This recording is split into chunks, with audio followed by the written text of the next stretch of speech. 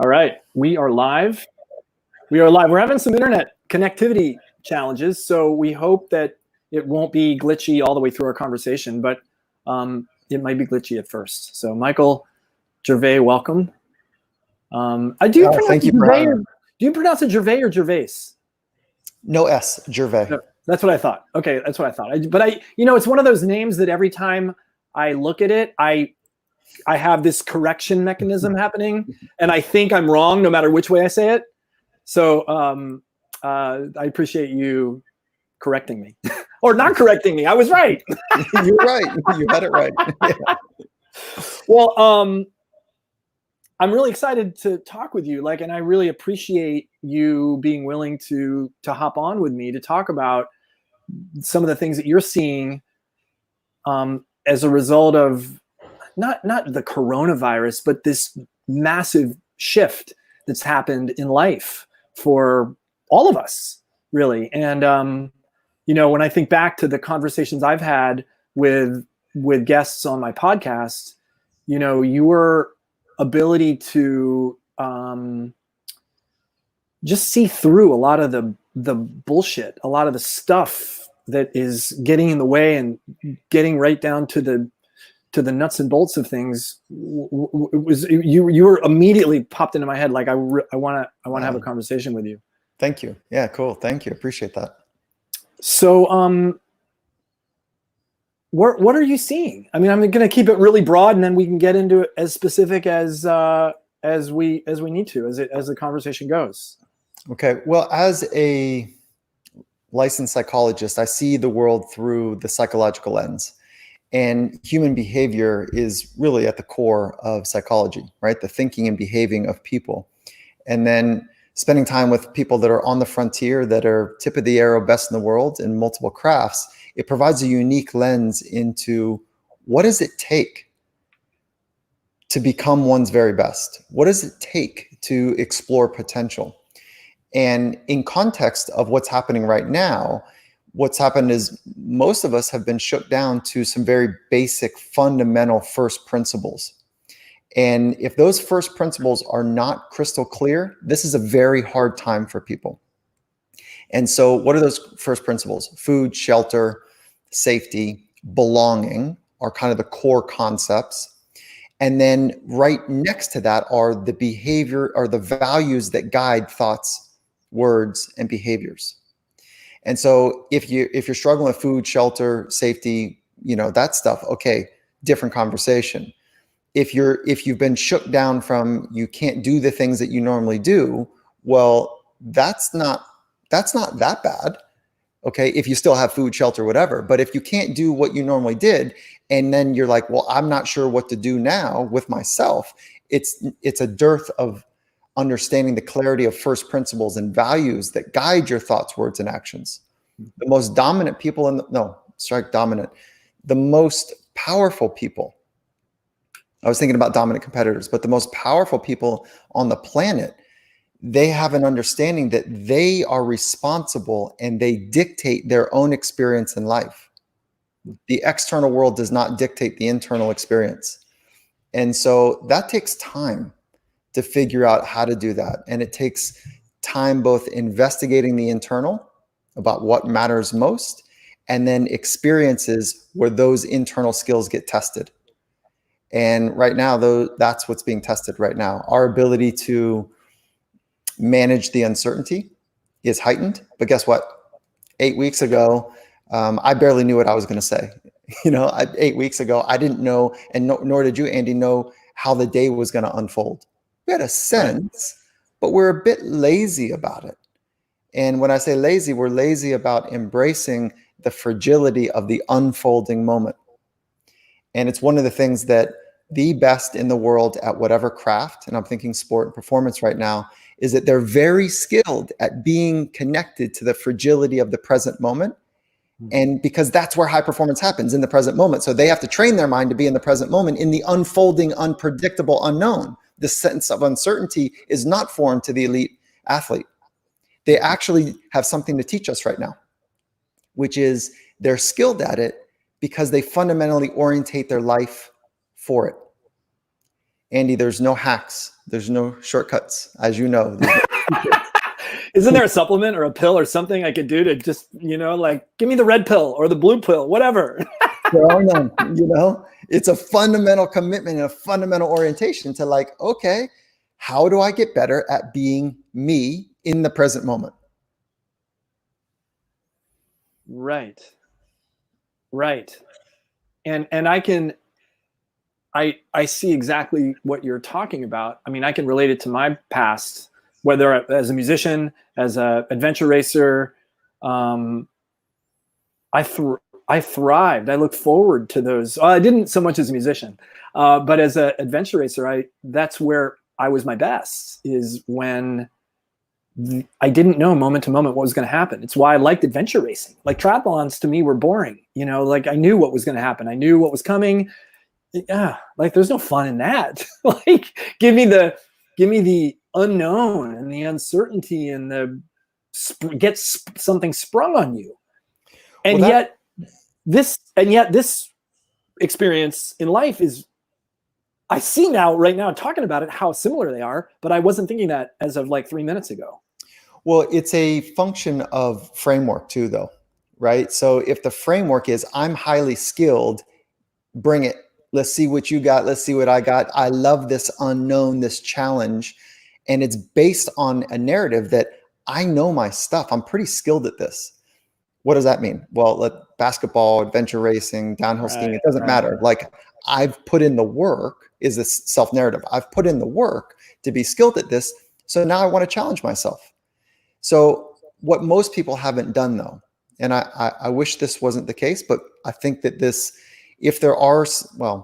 there are many silver linings to this experience, but one of them will be the calling to organize your psychology, right? Because the anxiety is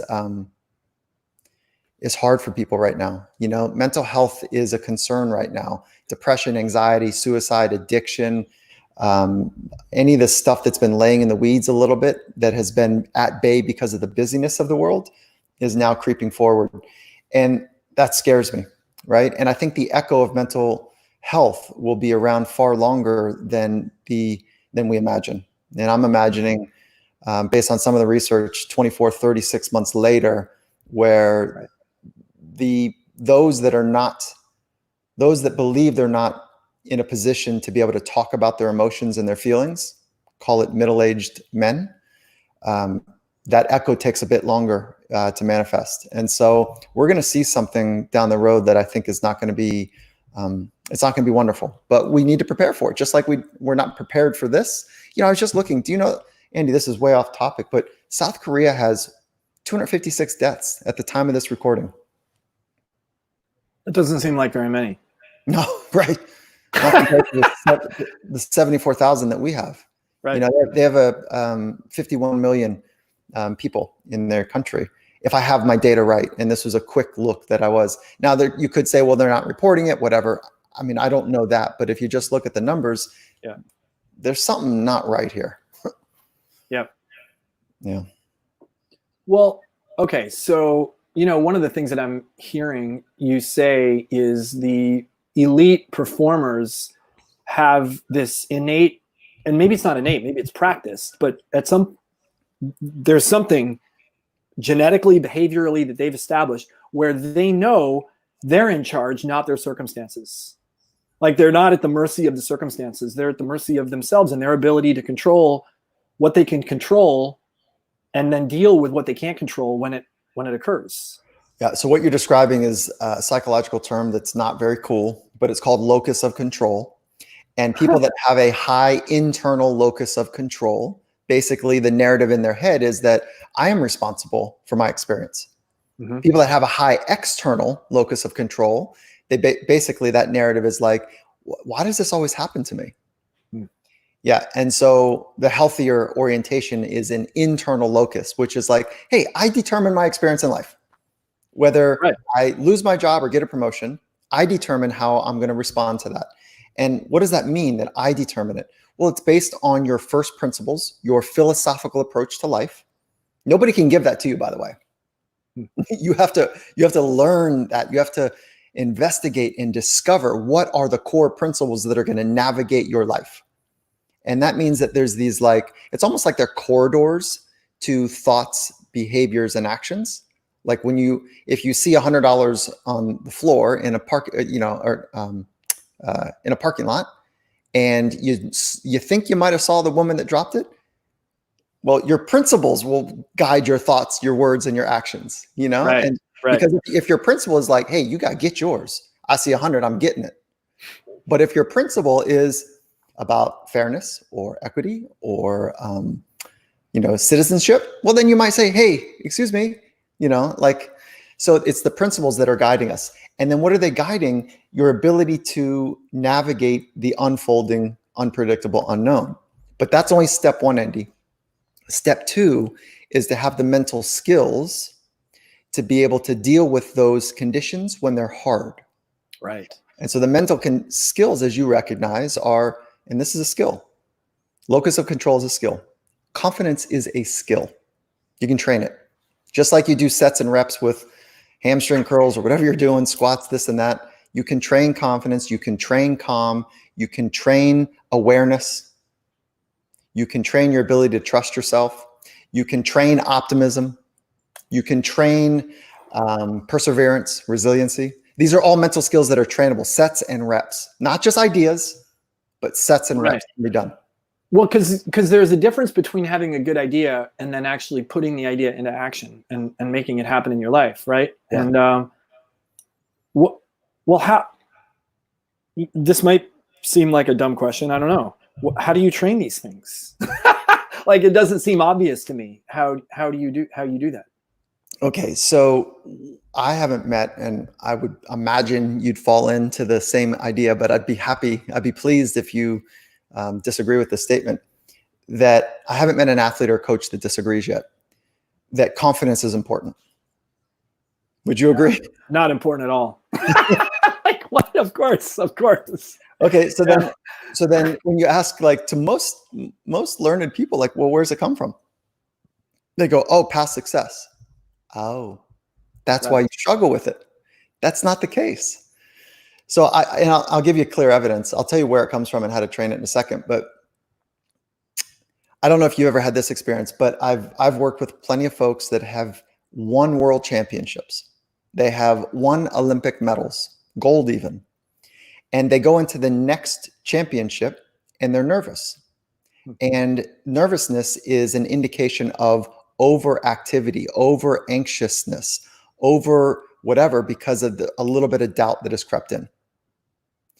And so why would a person that's already demonstrated that they are and have the capability to be the best on the planet at something, why would they be nervous? Right. Why would they have some doubt? Because they're not sure, but they're not sure that they can handle if it doesn't go according to plan. And so confidence comes from one place and one place only, not past success. It comes from what you say to yourself. Now, when that narrative is grounded in something that is stable and true and durable and has been tested, meaning it is grounded in real experience in your life, then you've got it. So you have to know what you say to yourself that helps you feel big, that helps you feel free. And then you have to have credibility to be able to say it, which means that you've been through some hard times. You've been tested, Right. And I think one of the more powerful things that humans can say is, I can do difficult things. That's a statement that builds confidence. And you only can say that statement to yourself if you've been through difficult things. And then, so I would suggest, to maybe you and your community, is that you say, if you like that statement, but you got to make your own. Like, maybe that's not one that somebody likes. You got to find your own statements that give you that right confident vibe. But I like the one, I can do hard things. I can do difficult things. And then what is the 1, 2, 3 things in my life that give me the right to say I can do hard things? And when I know what those are, then I've earned it. I've earned the right to say I can do hard things. So many things going through my head right now. One of the little boxes. So I just published a journal. It's called the Whole Life Planner and Journal, based on years of collecting other people's journals. and looking Yeah, at the right I love prompts and the journals. right cues. And I've got Yes. long on my shelf, I'm looking at about 30 right now, different journals that I've used parts of. I published this one because it was always frustrating to me that I could never find a planner. I could never find a planner with enough room to journal. And I could never find a journal that had cues in it that would make me feel like it's some planner. So I've got both. I've got both in my thing. And one of the little boxes that I came up with that has been really powerful. I didn't really know how powerful it was going to be for me until after I published it and I'm using it. The cue is, what do I wish my biggest fan would say to me today? And every day I write, dude, you're the bomb. Like, it starts with some version of that. You've got this. You can't fail. I'm in your, like, it's almost like I've got this internal, just like the world's greatest fan reminding me of how capable I am, of how strong, confident, whatever it is. And it's amazing how answering that little question helps me every day. It just shifts whatever I'm thinking or experiencing, or it sounds very similar to what you're talking about. It's how you talk to yourself. I never really would have thought of that, the confidence. Yeah, and what's nice I would have agreed with it takes past success. I didn't really think about, because I was nervous every time I started a race, whether I had won the last one or not. Exactly the same thing. Yeah. Yeah. And what I like that you're hitting on is that your narrative, what you say to yourself, is your responsibility, and nobody else can say it to you. You have to, if they do say it to you, you have to believe it. You have to accept it, and you can say it to yourself. It just has to be credible. You have to have some past experiences that give you the right to say it, but it's not the thing in the past itself. It's what you say to yourself, about your past, and about, here's a fancy phrase, about the appraisal of what is about to happen. So what we're always doing, our brain and our mind work together for this, it's a self-inventory, and it's happening real time all the time. Self-inventory checking. Actually, it's called the default mode network in our brain. So there's a self-inventory, and then there's an appraisal matched up against the challenge. And the challenge could be running up a flight of stairs. It could be walking up a flight of stairs, holding some things out of balance, or it could be going into a cage for a cage fight. It could be, on the top of a 40-foot vertical spine that no one's ever skied down before. Or it could be walking, climbing the nose without ropes, like Alex Honnold, craziness, right? Or it could be coming into your home knowing that you have to tell your family that you were just let go of your job. Like whatever it is that there's this constant appraisal that's taking place. Inventory, what's my inventory, matched up against what I think the challenge ahead is. And so if you think the challenge is bigger than your inventory, we got problems. Okay, that's where we start to spin into some sort of anxious, constricted tightness. And I mean that from a physiological, a neurological, as well as a behavioral and psychological standpoint. There's a constriction. Yeah. And if that's the case, that's what we call anxiety. That's what we call frustration. That's what we call fear.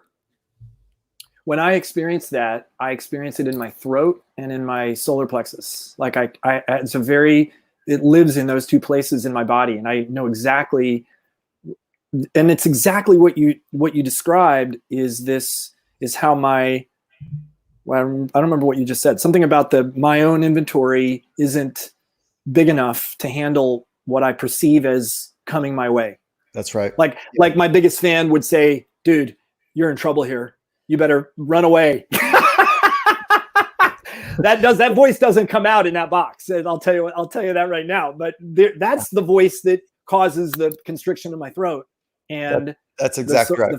The feeling in my solar plexus. So that's why we train awareness as well. So I want to finish this confidence thing. That's what we just talked about, is like the mechanics of confidence, but you practice it by owning your narrative, owning your statements that you say to yourself about yourself, and being responsible with them. No, so not letting like this kind of, I don't know, spontaneous, let me leave it up to the wind to see how I'm going to feel. It's like, no, no, no, practice saying things to yourself, about what you can do. Practice it. Maybe you got to write it down. Maybe you want to tell it to somebody. Maybe you want to just meditate and, absorb the statements and then just practice what it looks like. It's some sort of imagination, if you will, in there. But the like next, the affirmations, what about affirmations? I mean, are those helpful? Do you believe? The science is relatively weak there, so there's something that's good about affirmations. But if an affirmation here, okay, well, let me kind of sift it through with you a little bit. Remember when you were in 4th grade and you had to go to the chalkboard and write, "I will not talk in class," right? Or "I will not whatever." Yep. And no, that never happened to me. I don't remember that at all. Not you. I will not make noise in the back of the room, right? Yeah. That is like, it didn't do much for you, did it? That's an affirmation. Because I was resisting. You can't tell me what to do. I had all kinds of other thoughts going on in my head. I don't really remember, but I'm making that up now. Like, F you. It was like this, it was this intellectual exercise by somebody else that they thought it was good, that you were going to adopt it because you said it enough. It doesn't really work. But the statements that you make that are based in credible, real, time-tested, true, rugged, hard times where you've come through it and you're better because of it, if you can make statements up, like a bold statement about 1, 2, 3 of those types of things combined, that's real. That is it, and so it's really about the authenticity of the affirmation. So if I have a couple of phrases or statements that I can sense inside bring me real juice, real power, then those may work. Those may be helpful. And I would just say, just sharpen the affirmation by knowing what gives you the right to say it. So it's not like, hey, I learned that I'm supposed to say I'm kind, or I'm smart, or I'm capable. Well, what gives you the right to say that? I love that. That's all I'm saying. Yep. Yeah, because words without actions are meaningless in the world that we live in. Yeah, and actions without love are pointless, and actions without, like, connected to the virtues that matter to you are really meaningless for sure. And so that's how that works, the thoughts, words, and actions. And those guardrails that I was talking about, those bumpers, right? Those pillars that you bounce off against, those are the core virtues that help shape your thoughts, your words, and your actions. But you can practice your thoughts. You can practice your words. Certainly, we know you can practice your actions. And it goes in that order. So actions are downstream.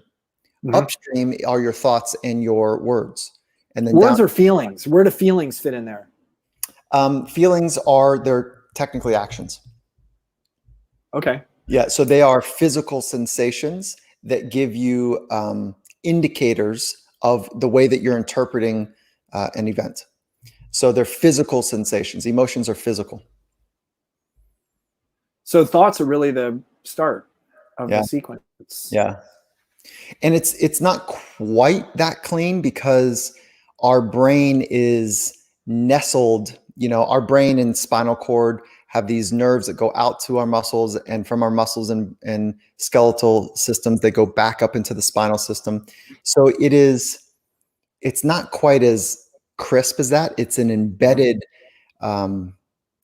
triangulation between environment, body, brain, and mind, right? And so there's this triangulation of those three that are always unfolding.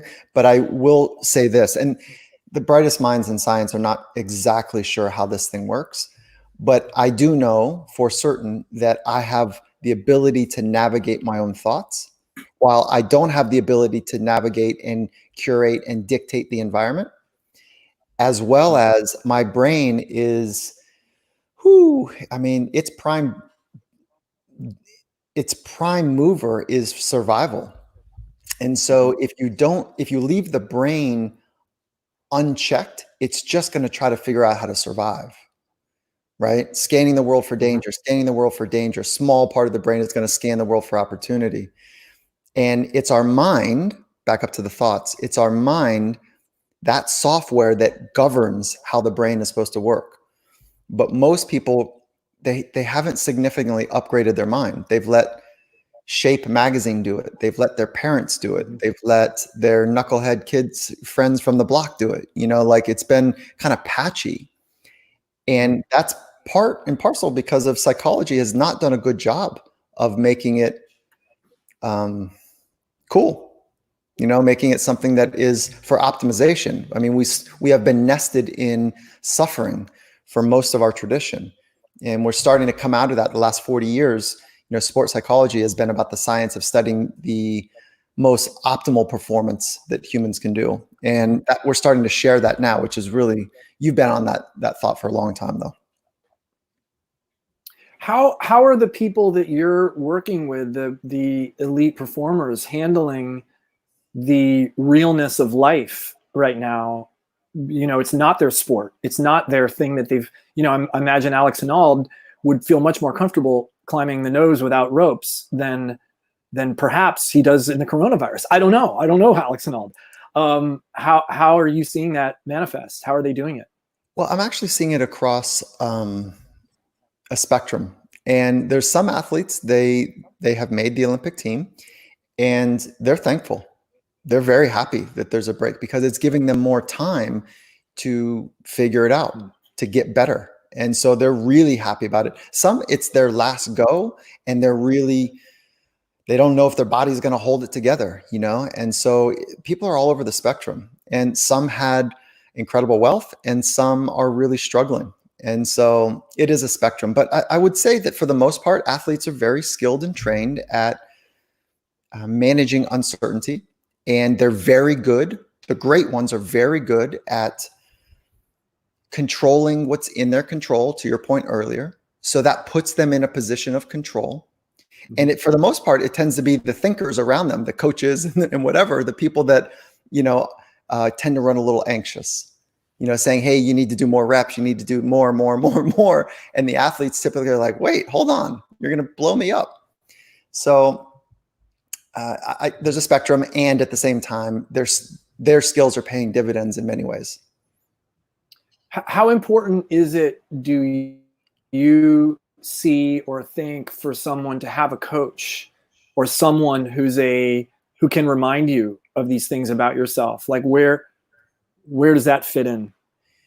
Well, I'll go upstream on a thought and then answer that. Is that when you think about wisdom, right? Let's go like all the way upstream, like the richest understanding of what is true. Okay. That how do you generate wisdom? You can't buy it. You can't read a book and become wise. You have to earn it. And so how do you earn it? There's 3 ways that I'm familiar with. Mindfulness. So investigating what is true within. Conversations with wise men and women. And then the third is writing, because it's a forcing function to make sense of what you believe and what you think, and trying to answer the big questions in life. So those 3. So conversations with wise men and women, writing, and then mindfulness. And so if we pull on that string, a conversation with wise men and women, why not, if you don't know a wise man or woman, right? Why not go Find one quick. Find one, please. Like find somebody that's switched on, that's been down the path that you want to go, and finds great value in passing you the flashlight, and like, hey, I'll walk it with you. Now, I would say they better have walked down that path and really understand it, because the human experience is complicated. It is, it's not for the faint of heart. It is not for those that don't understand science and frameworks and the uniqueness of each person. So if you're going to hire somebody, make sure that they have chops. And you can do it from formal education, but you can also do it from people that have, been down the road that you want to go down, and they've earned it. Well, I love the 3 points in that, because 2 of those 3 are really self-governed. You can write anytime you want to. You can have experience today and you can write about it tomorrow, and you actually gain wisdom. And you can also be mindful. You can also practice that on your own. So it's not like you're stuck if you can't find a wise person or don't have the money to hire a coach. You're not stuck in developing your own wisdom. That's exactly right. And I would imagine that influences your locus of control, right? That's going to help pull it in. And mindfulness has been around 2,600 years. The science is incredible. We're catching up with why it's been an ancient practice. All 11 world religions have some sort of mindfulness practice. And if we just stay down like the science, secular, pragmatic lane of it, is that it's the training of awareness.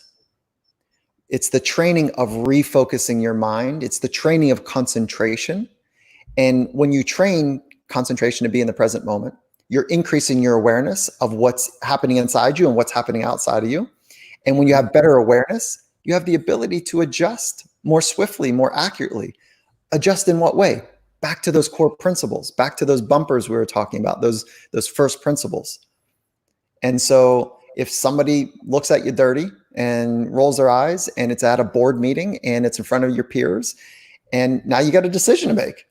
If you're unaware of your emotions, if you're unaware of your thoughts, if you're unaware of the context, like, it's hard to respond eloquently, let alone productively. Well, you don't respond, you react.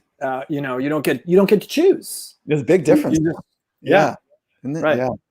Oh God, Andy, I love these conversations with you because I know you know this, and it's complicated and it's wonderful. And it's I know it, but it's always incredibly helpful to unravel it, and I can't just, I'm not very good at unraveling it myself. Yeah. Like, I'm okay at it, but man, having the interaction for me is like, I guess this is the conversation with a wise person, because like you're contributing to my wisdom and my growth, maybe vice versa. I don't know.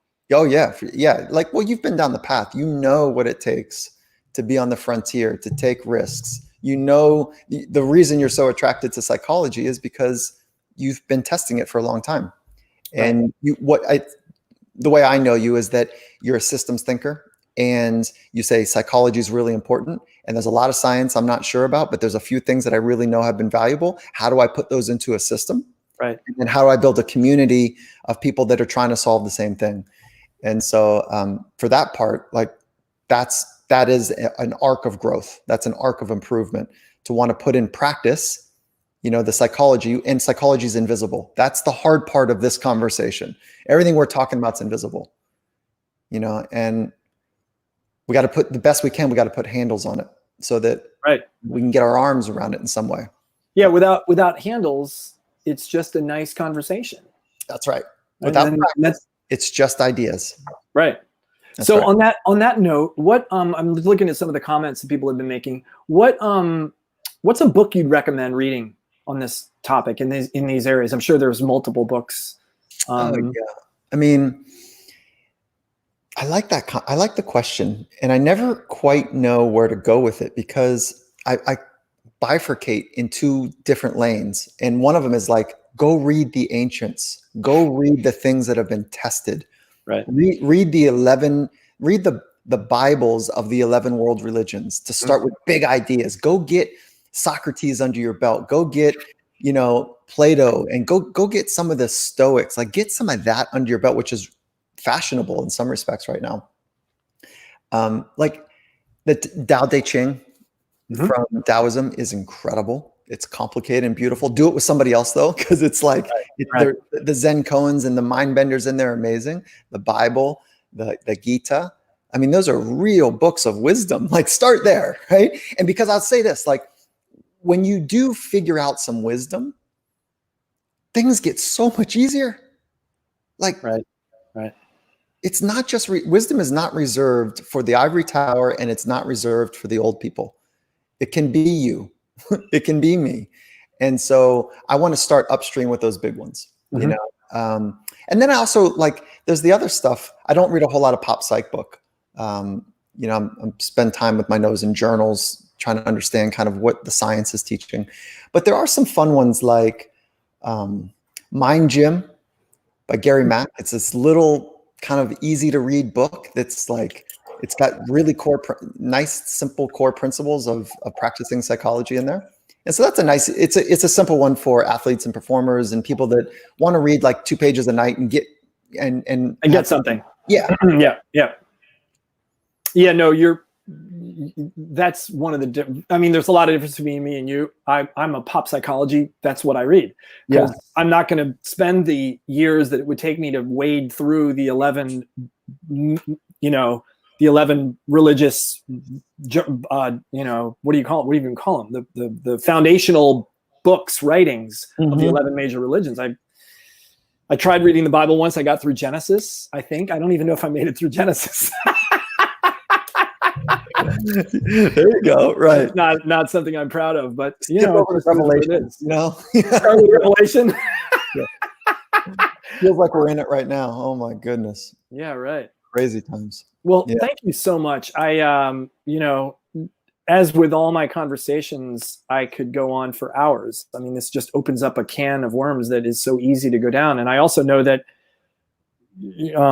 I just want to be respectful of people's time and your time. And I'm just grateful that we can do this. And I am too. And I appreciate your approach. I love your laugh. I love what you're doing for your community. And I enjoyed our conversation on finding mastery. And I'd like to take a moment though, if I can, and talk about like what I'm experiencing, the current condition, and maybe a few ways through it. Could I do that? Is that okay? Absolutely. Yeah. I don't want to over ask you. Oh yeah. No.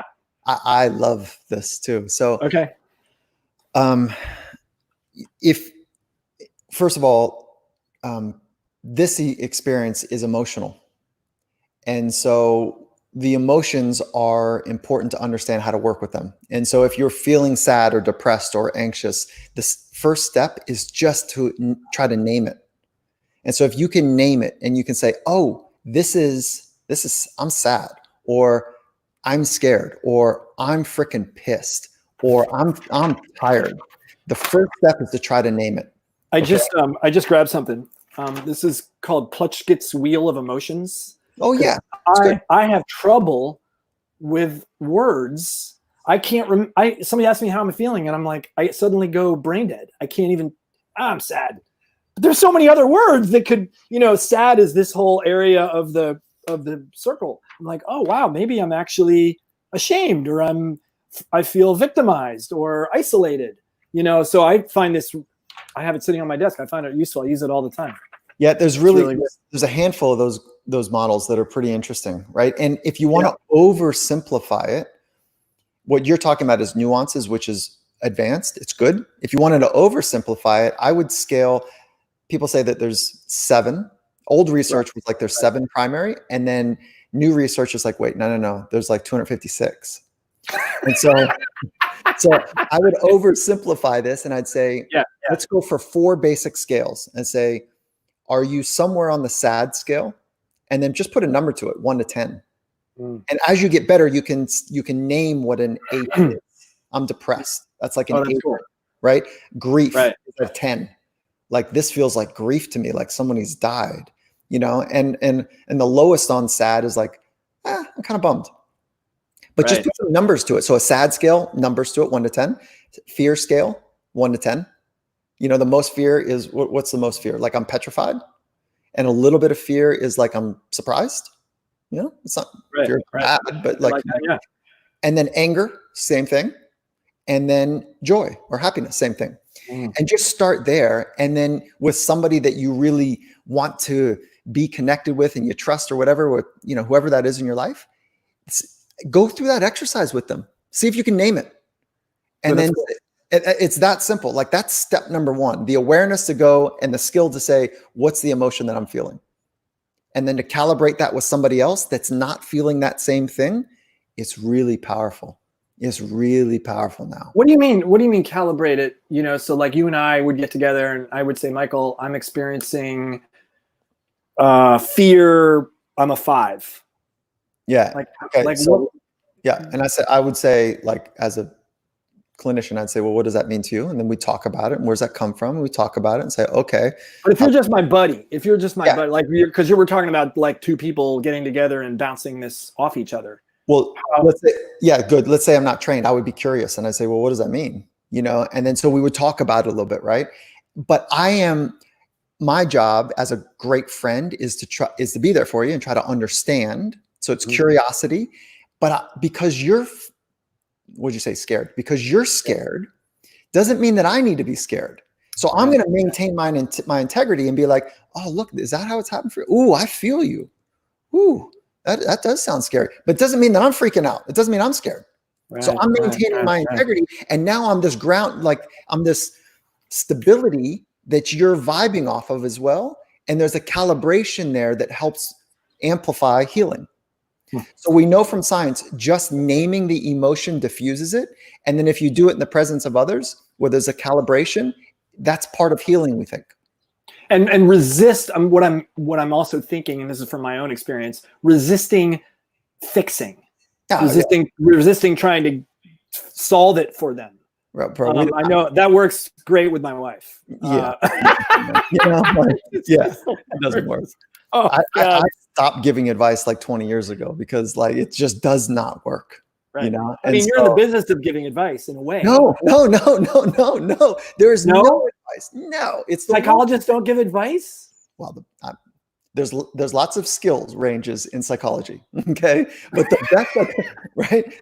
I think this is a biased model. The best psychologists are discoverers. Yeah. They are the adventurers of the internal invisible world, and they're looking for and holding back. They're looking for the genius in you and holding it back up. They're looking for the pain points and they're holding it back up so that you can see it. And then it's mapped against who you want to be with who you are now and how you can be the man or woman you want to be more often. It's not complicated. It's not like, oh, well, you know what I think you should do?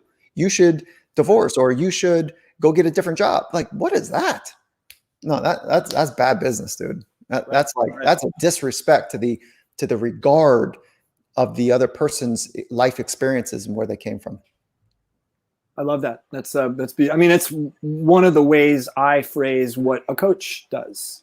It's not, my job's not, I don't have to have done what you're doing to be a good coach. Yeah. I don't need to be able to hit the golf ball as far as you can, or I don't need to be able to, I don't have to be a lawyer to coach a lawyer.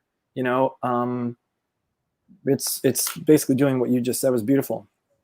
Awesome. Okay, so I didn't mean to go down a different wormhole. So we're back on naming the emotion. Yeah, this is an emotional experience right now. That's what we're in. Uncertainty. It's a clever little way to say I'm scared. I am overwhelmed. Okay. I don't know how the future is going to go, and I'm afraid I don't have what it takes. So if that's the case, double down, triple down right now on who you want to be. Who is the man that you want to be? Okay. Whether you have enough food to feed your children this week or you don't, and I don't say that lightly. Who do you want to be? Because that is always under your control. How do you want to make money? That is actually under your control as well. It doesn't mean that you're going to get the job that you've always wanted, but how do you want to go out and make your money? Because you can do things that are illegal, legal, whatever. But the question number one is, who do you want to be? That's foundational. And that is always 100% under your control. And I'll tell you that it's really important to triple down on thinking about what could be amazing, what could be good. There's a fundamental orientation when we think about the future, either through a pessimistic lens or an optimistic lens. They are learned. We're not born optimistic or pessimistic. They are learned. And optimism is the fundamental belief that it's going to work out. And so spending disciplined time to imagine what that could be is important. But you can't just spend all your time imagining. You got to put it to work. Mm-hmm. And so, I was talking to my wife the other night. One of my friends, his job is stripped down. He's a single father. He's stripped down, and he's like, dude, I'm back. I'm taking a class at MIT right now. He's like, how'd you do that? He goes, well, they're offering an online class. It's one of the kind of extension. He's not in the university. He's like, but I'm just getting better. I've got a little bit of money, and I'm reinvesting in like frameworks that and I'm reading a ton. I'm exercising. Man, you got to invest in you. And so it's hard times. And I want to go back to what you said. How do you answer that question? Who do you want to be? it's Like the that's not so easy to. no, I mean, you like that could occupy my brain for quite a while. it's a lifelong question. Right. Right. And if you're not clear or don't have some sense of it, you become what others want you to be. Yeah. Right. And so that's not a safe narrative. Like what others want me to be, poof, man, I don't know. Like some of these narratives of when people look at me, what they think I should be or whatever, like that doesn't fit. And so it's your responsibility. It's hard. It's an ancient question. Who are you? Who do you want to become? Well, it's also interesting when you phrase it the way, who do others want me to be? We all have a level of learned, a learned desire to want to fit in and to be. I mean, I'm speaking from my own experience. I mean, I spent probably the first 45 years of my life, and I'm only 53, trying to figure out how do I fit in. Like, who do I need to be to belong? And that's all based on what I think others want me to be. And I've still got that. That's still part. I can't just get rid of it. Yeah. But it's a big thing. It's a very big thing. And if left unchecked, you will be exactly what others want you to be.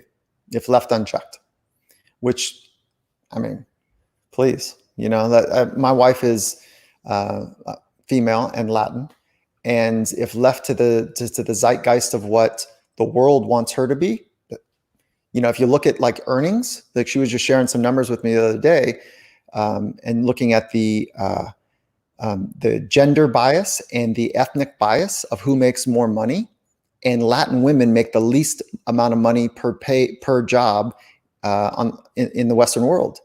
So if she leaves it up to chance, well, she'll be on the bottom of the totem pole for financial opportunities, and then she'll be likely objectified. Like that's awful, So it's your responsibility. This is a great time to recalibrate. It's a great time to do it, and hopefully you find a community that is interested in the same thing. Yeah, and community could mean one person. Mm-hmm. That's right. Like I get tremendous power. It's funny. I've found community in Peloton, and it's not even a community. I don't know anybody. I've never Peloton with someone. Like, yeah. It's a very strange thing to me. Like I never really expected to be digging Peloton as much as I dig it. Because I don't think I would dig it if it was just a spinning bike in my garage without the video, without the screen. Yeah, it's been fun. I've enjoyed it too. Yeah. Well, this has been great. We might have to do this. Who knows when all this is going to be over? But we may have to do this again because I've got a feeling that this is going to continue to, raise its ugly head's going to keep poking up. And, there'll be an echo for a while for us. Can I share some fun news? Absolutely. I got a book coming out. Whoa! Oh, well, that's the book to read. Come on. Yeah, that's the book. Yeah, right. That book. I should have said that. Yeah, we've got. I think last we spoke, talked about it a little bit, but I distilled it down to 5 main pillars and how to practice each one of them. And my co-author, I'm honored, is Coach Pete Carroll for the Seattle Seahawks. And so the two of us, it's coming out in July. It's Audible. What's it called? It's an Audible original. It's called Compete to Create. Oh, yeah. Okay. Yeah. And so that's the name of your business, your other business, right? With Pete? That's exactly it. Yeah. So it's like, let's not confuse people.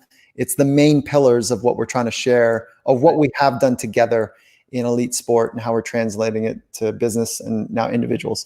So we're so stoked. That's exciting, man. That's really exciting. Yeah. Where, if people want to find out more about your book or more about you or the things that you're up to, where do they find you? Probably the easiest ways are, I'll give you some social handles and then some other stuff. So social is at Michael Gervais, and that's for all of whether it's Instagram or LinkedIn, Twitter. And then I've got two platforms. One is competetocreate.net. And so that's an online training. And then we've got Finding Mastery, which is a podcast. And so that's findingmastery.net. and then compete to create.net. And then people like, I should probably spell Gervais, for the handle. It's Gervais. Yeah, don't leave the S off. Well, it's on the screen too. So if you're oh, good, you good, should be good, able to see that. I don't know what you see on your end. Do you see that your name is on the screen, or you don't? You do. Yeah. Okay. Yeah. All right. Yeah. I appreciate you, Andy. This is so great. I appreciate you and all the work you do, and love that we connected and that we continue to stay on this journey together, this path together. So awesome, man. I appreciate you. Yeah. Best success, best health. I'm gonna stop the broadcast. Just hang on one sec.